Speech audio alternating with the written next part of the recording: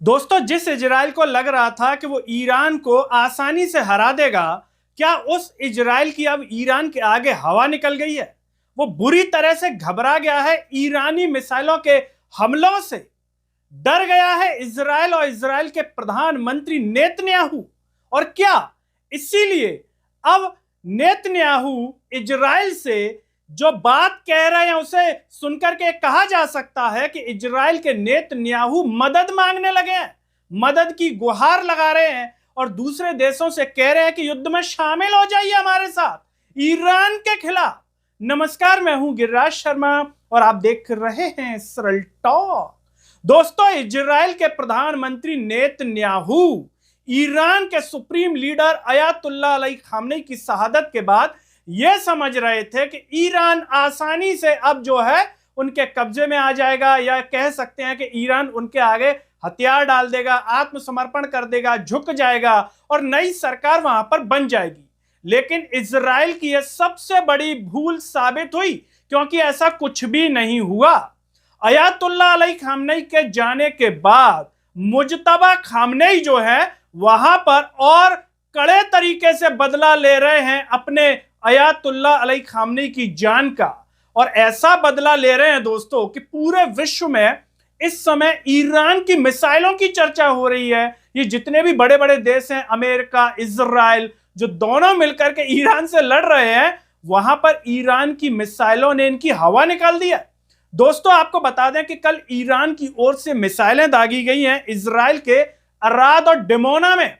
इन दो शहरों में जो है ईरान की मिसाइलों ने ऐसा आतंक मचाया है, इतनी तबाही कर दी है कि लोग सोशल मीडिया पर यह कह रहे हैं कि इनको तो गाजा पट्टी की तरह बना दिया ईरान ने, इतनी मिसाइलें दागी हैं। और मीडिया रिपोर्ट्स जो बता रही हैं इसको लेकर के कि इन मिसाइलों के हमला करने से वहां पर जो लोग हताहत हुए हैं वो बताया जा रहा है कि 100 से ज्यादा घायल हो गए हैं इन मिसाइलों में।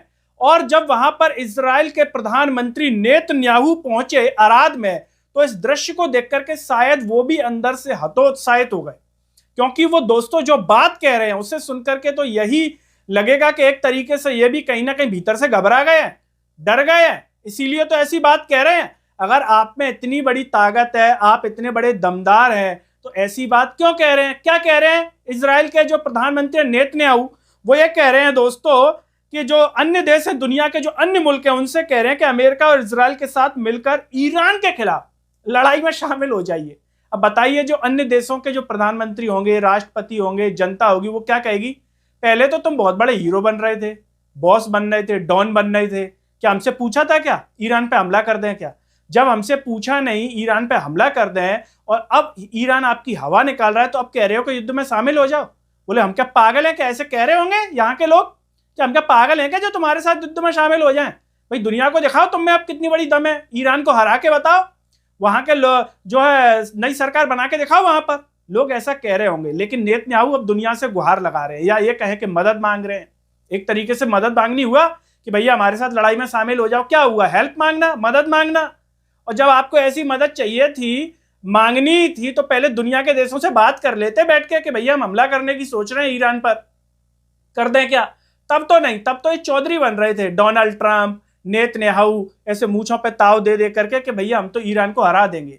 लेकिन आपको जानकर के हैरानी होगी दोस्तों कि युद्ध जो है 22वें दिन में प्रवेश कर चुका है और ईरान बिना डरे लड़ रहा है, सरेंडर नहीं कर रहा कि झुक जाए किसी के बोलने से। जैसे कई नेता झुक जाते हैं, सरेंडर हो जाते हैं, वैसे सरेंडर नहीं हो रहा ईरान।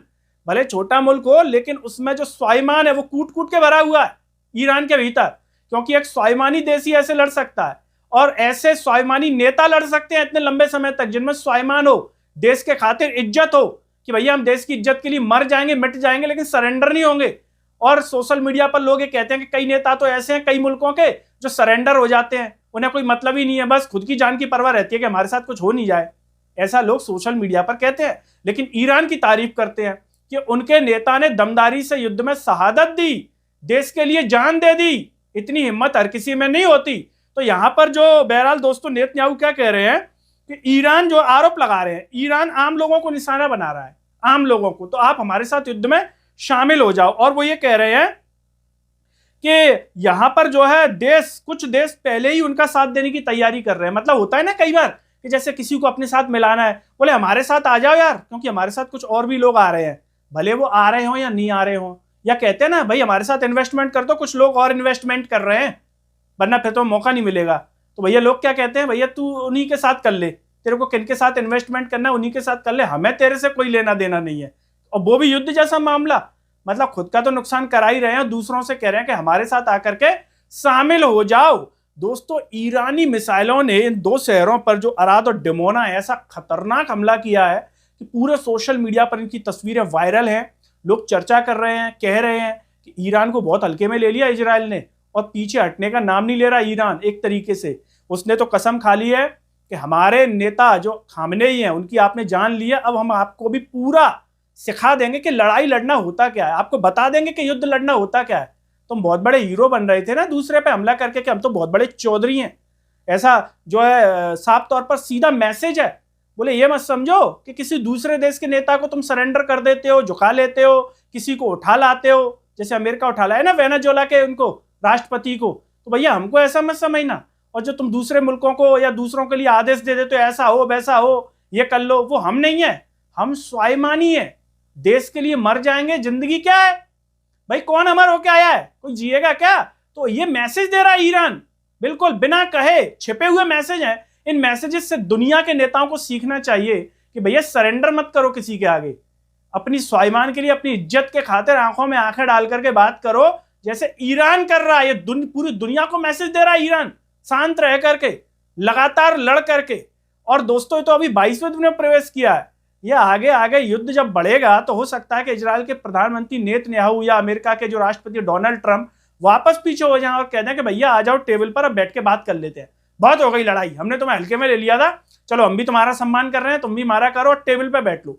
दोस्तों, क्या लगता है आपको, आने वाले समय में क्या ऐसा हो सकता है? और ऐसा ही होगा, ईरान झुकेगा नहीं, चाहे कितने ही तरह की धमकियां बड़े देशों के द्वारा दे ली जाएं। और क्या लगता है आपको, वाकई में ईरान से सीखने की जरूरत है अन्य देशों को, अन्य देशों के नेताओं को जो सरेंडर कर जाते हैं, डर जाते हैं, उनको सीखना चाहिए कि देश की इज्जत के लिए, देश के स्वाभिमान के खातिर किस तरीके से नेतागिरी की जाती है।